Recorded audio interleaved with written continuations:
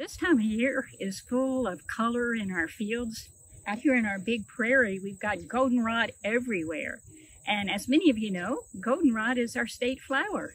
But I find it interesting because there are, according to the USDA, 33 species of goldenrod. So this means Kentucky has 33 species of state flowers.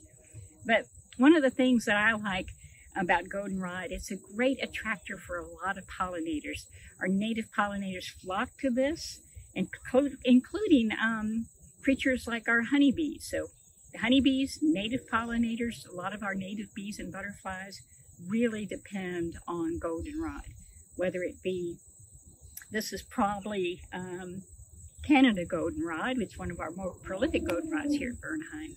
Another reason I like talking about goldenrod is because there's a lot of myths about it. You know, most people believe that it causes hay fever. The truth of it is guilty by association. It happens to be in bloom at the same time ragweed is in bloom.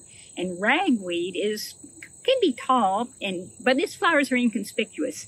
Goldenrod kind of waves and announces its presence. And many people see it blooming about the time their eyes start watering and their nose starts running.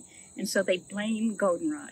But goldenrod has heavy, sticky pollen. And so it's really good at attracting such creatures as wasps and bees who can gather the pollen. And so this is something you want to notice, is that this is not windborne pollen. It is sticky and heavy. And I know that my honeybees really use this as a way to beef up their honey production. So I like it. I do recommend that you choose carefully the type of goldenrod you put in your garden. Some, like our Canada goldenrod, can be rather aggressive. It is an indigenous plant, but it can take over. But sometimes in some places you want it to take over. If you've got a ditch that you're farming and you want to pass that ditch by and let the goldenrod thrive, you're doing a great favor to all kinds of insects, including spiders. So it's a cool plant. The other thing about it is that goldenrod, if you learn about goldenrod, you can also learn a little bit of its history. For instance, the genus name for goldenrod is solidago, which means to make whole or solid. And the plant was used in folklore and herbal medicine for all kinds of things, treating skin diseases and all kinds of ailments. They helped as a diuretic.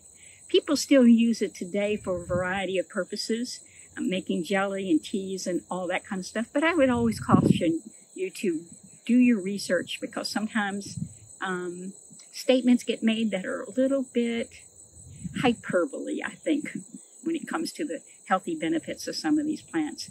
But sometimes there's truth to that, so do your own careful research. But goldenrod is one of my favorite because I really love its color, and it is often blooming against things like this beautiful New England aster here. Let's see if I can pull it up, get a look at it.